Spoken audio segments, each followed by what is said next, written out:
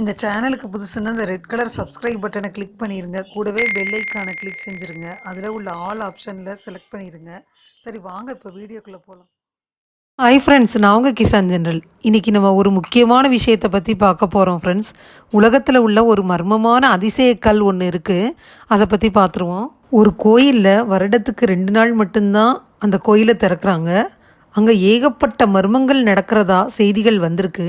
இந்த வீடியோ பார்த்தீங்கன்னா வித்தியாசமாக சுவாரஸ்யம் நிறைந்த வீடியோவாக இருக்க போகுது. அதனால் ஸ்கிப் பண்ணாமல் பாருங்கள் ஃப்ரெண்ட்ஸ். இந்த கோயில் பெங்களூரில் இருக்குது. 180 கிலோமீட்டர் தள்ளி பெங்களூரில் இருந்து இருக்குது. இது 12ஆம் நூற்றாண்டில் கட்டப்பட்டதுன்னு சொல்லப்படுது. வருடத்தில் ஒரே ஒரு நாள் தீபாவளி அன்னைக்கு அமாவாசை அன்னைக்கு இந்த கோயில் திறக்கப்படுது. மறுநாள் ஒரு நாள் மட்டும்தான் திறந்திருக்கு. இந்த 2 நாட்கள் தான் வருடத்தில் திறந்திருக்குன்னு சொல்லப்படுது ஃப்ரெண்ட்ஸ்.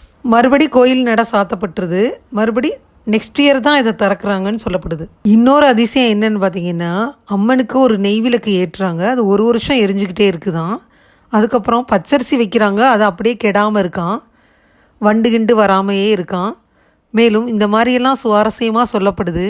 இந்த மாதிரி ஓராண்டு கழித்து ஆலயம் திறக்கப்படும் பொழுதும் தேவிக்கு வச்ச குங்குமம் சந்தனம் இதெல்லாம் அப்படியே நல்லா இருக்குன்னு சொல்லப்படுது. அது மாதிரி நான் சொன்ன மாதிரி இந்த பச்சரிசி நெய் விளக்கு கூட எரிஞ்சுக்கிட்டே இருக்குது. நெய் வற்றாமல் எரிஞ்சுக்கிட்டே இருக்குது. ஒரு வருஷமாக எரிஞ்சுக்கிட்டு இருக்கும். அந்த மாதிரி அதிசயமான கோயிலாக இருக்குது. இந்த கோயிலில் நடக்கிறதெல்லாம் வச்சு பார்த்திங்கன்னா, இந்தியாவில் உள்ள சில கோயில்களில் நிகழும் அதிசயங்களை பார்க்கையில் இந்த கோயில்லையும் பல அதிசயங்கள் நடைபெறுது. கலியுகத்தில் கடவுள் மக்களோடு மக்களாக சேர்ந்து வாழ்கிறாரோ அப்படின்ற எண்ணம் நம்மளுக்குள்ளே தோணுது. அந்த வகையில் வருடத்துக்கு 2 நாட்கள் மட்டும் திறக்கப்படும் ஒரு கோயிலில் எண்ணிலடங்கா பல அதிசயம் நிகழுது. பார்த்துருவோம். கர்நாடகா மாநிலம் ஹசன் மாவட்டத்தில் ஹசனாம்பா கோயில் பெங்களூரிலிருந்து 180 கிலோமீட்டர் தொலைவில் அமைஞ்சிருக்குன்னு சொல்லப்படுது. இந்த கோயில் 12ஆம் நூற்றாண்டில் கட்டப்பட்டதாக கூறப்படுது. வருடம் தீபாவளி அன்று மட்டும் திறக்கப்படுது. அதற்கு மறுநாளும் இங்கு மக்கள் வழிபடுவதற்கு அனுமதி வழங்கப்படுது. அதற்கு பிறகு கோயில் நடை சாத்தப்பட்டு மீண்டும் அடுத்த ஆண்டு தான் திறக்கப்படுது.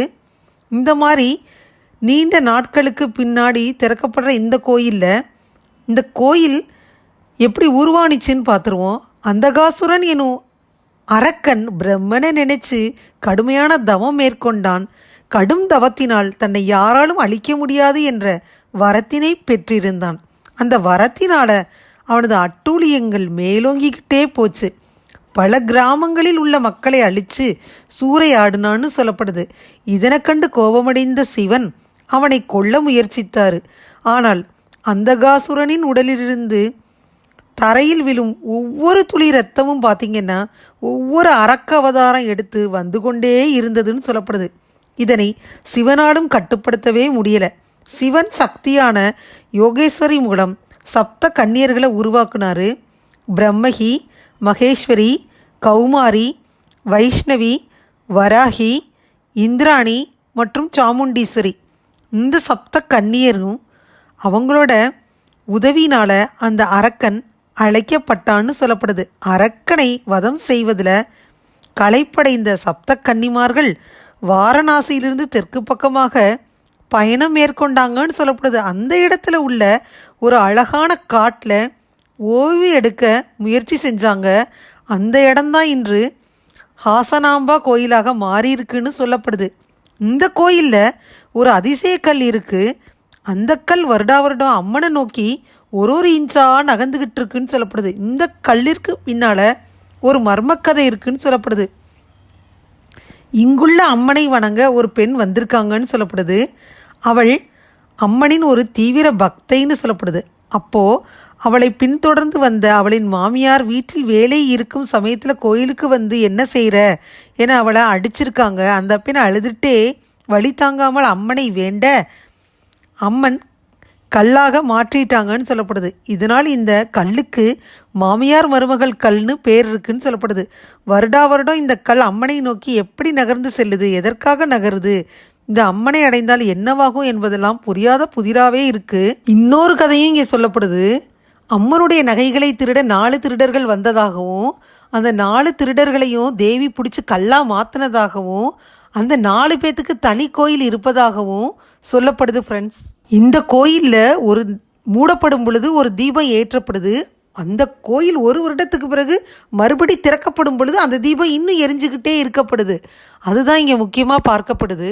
இந்த கோயில் தீபாவளி அன்னைக்கு மறுநாள் மூடப்படும் பொழுது அம்மனுக்கு என்னென்ன பூ வச்சு அலங்காரம் செய்கிறாங்களோ அந்தந்த பூக்கள் அப்படியே வாடாமல் அடுத்த வருஷம் வரைக்கும் இருக்கிறதா சொல்லப்படுது. இந்த கோயிலில் இந்த அதிசயத்தை பார்க்க பக்தர்கள் கூட்டம் கூட்டமாக வர்றதா சொல்லப்படுது. இந்த கோயில் 12ஆம் நூற்றாண்டில் கிருஷ்ணப்பன் நாயக்கரால் கட்டப்பட்டுச்சுன்னு சொல்லப்படுது.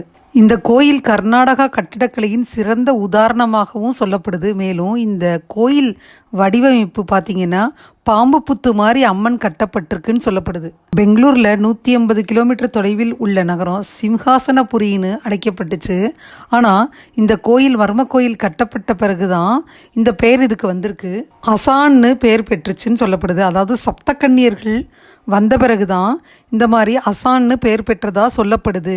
இந்த புராண தகவலின்படி 7 சப்தக்கன்னியர்கள் இங்கே வந்ததாக நான் சொன்னேன். அதில் 3 பேர் மட்டும் புத்து வடிவில் ஆனாங்கன்னு சொல்லப்படுது. தேவராயன்ற குலத்தில் 3 கன்னியர் இருக்காங்க, கிணத்து வடிவில் ஆயிட்டாங்கன்னு சொல்லப்படுது. ஒரு கன்னியர் கோட்டை வடிவில் ஆனாங்கன்னு சொல்லப்படுது. 3 கன்னியர் கோயிலை சுற்றி தான் அங்கே இருக்காங்கன்னு சொல்லப்படுது. ஒவ்வொரு ஆண்டும் பார்த்தீங்கன்னா தலைவர் குடும்பத்தினர் கோயிலில் உள்ள என்ட்ரன்ஸில் இருபுறங்களிலும் உள்ள வாழை மரத்தை வெட்டின பிறகு கோயிலுக்குள்ளே வர்றாங்கன்னு சொல்லப்படுது. அதுக்கப்புறம் அரசு குடும்பத்தினர் இந்த கோயிலில் அர்ச்சனை செய்கிறாங்கன்னு சொல்லப்படுது. அம்மனுக்கு அலங்காரம் செய்கிற ஆபரணங்கள் கருவூலகத்திலிருந்து எடுத்து வரப்பட்டு அலங்காரம் செய்யப்படுதுன்னு சொல்லப்படுது. அம்மனுக்கு அலங்காரம் பண்ணி முடித்த பிறகு அந்த நகைகள் 10 நாட்கள் வர அம்மன் கழுத்தில் போட்டிருப்பாங்க. அதுக்கப்புறம் மறுபடியும் கருவூலகத்திற்கே மீண்டும் எடுத்து செல்லப்படுதுன்னு சொல்லப்படுது. இந்த 10 நாட்கள் மட்டும் பக்தர்களுக்கு ரொம்ப கூட்டமாக இருக்கனால தரிசனம் காண வசதி செய்யப்பட்டு கொடுக்கப்பட்டிருக்குன்னு சொல்லப்படுது. இந்த 10 நாட்கள் பக்தர்கள் மேலும் பொதுமக்கள் போய் அதை பார்க்குறதா ஐதீகம். அரசு குடும்பத்தை சேர்ந்தவங்க முதல்ல பூஜை செய்கிறாங்க. அடுத்து கருவூலத்திலிருந்து எடுத்துகிட்டு வந்த பாதுகாப்பான நகைகள் ரொம்ப பாதுகாப்பாக எடுத்துகிட்டு வரப்படுது. எப்படி ஐயப்பன் கோயிலெலாம் பாதுகாப்பாக எடுத்துகிட்டு போகிறாங்க அந்த மாதிரி கரெக்டாக அந்த மார்கழி மாதம் மட்டும்தான் எடுத்துகிட்டு போவாங்க. மற்றபடி மறுபடி ரிட்டர்ன் பண்ணி கருவூலத்துக்கு அது போயிடும். அதே மாதிரி தான் பாதுகாப்பாக அம்மன் சிலைக்கு அனைத்து நகைகளும் அணிவிக்கப்படும். மேலும் இந்த கோயில் மூடப்படும் தினமான பலி பட்னாமாயா அப்படின்ற ஒரு தினம் வருது. அப்போ இந்த கோயிலை மூடுறாங்க. இந்த பலி பட்னாமாயா நாளில் கோயிலில் நெய்விளக்கு தீபம் ஏற்றப்படுது. அடுத்த ஆண்டு பார்த்தீங்கன்னா அஸ்வினி பூர்ணிமா வரும்ல, அந்த நாளை தொடர்ந்து வியாழக்கிழமை மறுபடியும் கோயிலை திறக்கிறாங்க. அஸ்வினி பூர்ணிமாவை தொடர்ந்து வர்ற வியாழக்கிழமைகளில் அதுவரை அந்த நெய்விளக்கு தீபம் எரிஞ்சு கொண்டே இருக்குது. இந்த மாதிரி அம்மனுக்கு நெய்விளக்கு ஏற்றுனது எரிஞ்சு கொண்டே இருப்பது, மேலும் பூக்கள் வாடாமல் இருப்பது, யாரும் உள்ளே அகப்பட்டா அவங்களும் ஃப்ரெஷ்ஷாக இருப்பது, இதெல்லாம் பார்க்க மக்கள் கூட்டம் திரண்டு வருது அப்படின்னு சொல்லப்படுது. இங்கே மாமியார் மருமகள் கல் கூட இருக்குன்னு சொன்னேன் இல்லையா, அதுக்கு கூட ஒரு கதை சொன்னேன். அந்த மாதிரி இந்த மாமியார் மருமகள் கல்னு அதிசய கல்லாக அம்மனை நோக்கி இது 1 இன்ச்சு 1 இன்ச்சு நகர்ந்துகொண்டே இருக்குது ஃப்ரெண்ட்ஸ். இது எப்போ அம்மனை நோக்கி வருதோ பக்கத்தில் வருதோ அப்போ தான் கலியுகமே முடிய போகுதுன்னு ஒரு பீதி கிளம்பிக்கிட்டு இருக்கு. அம்மனின் கர்ப்பகிரகம் வரைக்கும் இந்த கல் போயிடுச்சுன்னா கலியுகம் அழிய போகுதுன்னு அர்த்தமா. இந்த கோயில் திறக்கப்படும் நேரம் கர்நாடகாவில் மட்டுமல்லாமல் தமிழ்நாடு கேரளாவில் இருந்தும் மக்கள் கூட்டம் அலைமோதுதுன்னு சொல்லப்படுது. இந்த கோயிலுக்கு சென்று வழிபட்டிங்கன்னா ஆண்டு முழுவதும் தீய சக்திகள் நம்மளை நெருங்காதுன்னு சொல்லப்படுது. இந்த கோயிலில் உள்ள அம்மன் வாடாமலர் அம்மன்னே சொல்லப்படுது. இந்த கோயிலில் அதிசயக்கல் ஒன்று நகர்ந்துக்கிட்டு இருக்கு. இந்த கோயிலில் அணையா தீபம் ஒன்று இருக்குது. இந்த கோயிலில் வந்தால் தீய சக்திகள் அகலுது. இப்படி ஏராளமான மர்மங்கள் நிரம்பிய கோயிலாக இது இருக்குது ஃப்ரெண்ட்ஸ். இதுவரை இந்த பதிவில் அம்மனை நோக்கி நகரும் கல் அம்மனை அடைந்து விட்டால் கலியுகம் அழிந்துவிடும் என்ற அச்சம் நிலவுது என்பதை பற்றி பார்த்தோம். இந்த வீடியோ உங்களுக்கு ரொம்ப யூஸ்ஃபுல்லாக இருக்கும்னு நினைக்கிறேன். யாராச்சும் பெங்களூரில் இருந்தீங்கன்னா இந்த கோயிலை பார்க்க முடிஞ்சால் வெளியே இருந்து கூட தரிசனம் பண்ணுங்கள் ஃப்ரெண்ட்ஸ். அல்லது இந்த கோயில் திறக்கும் பொழுது போய் பார்த்துட்டு வாங்க. ரொம்ப சக்தி வாய்ந்த கோயில்னு சொல்லப்படுது. இந்த வீடியோவில் ஒரு மர்ம கோயிலை பற்றி பார்த்தோம். இந்த வீடியோ உங்களுக்கு ரொம்ப யூஸ்ஃபுல்லாக இருக்கும்னு நினைக்கிறேன். இந்த வீடியோ உங்களுக்கு பிடிச்சிருந்தா லைக் பண்ணுங்கள். மறக்காமல் கிசான் ஜென்ரல் சேனலை சப்ஸ்கிரைப் பண்ணுங்கள். கூடவே இந்த பெல் ஐக்கானை ப்ரெஸ் பண்ணுங்கள். அப்போ தான் வீடியோ போட்டோன்னே உங்களுக்கு நோட்டிஃபிகேஷன் வரும். தேங்க்யூ ஃபார் வாட்சிங். Thank you friends. பாய். அடுத்த வீடியோவில் பார்ப்போம்.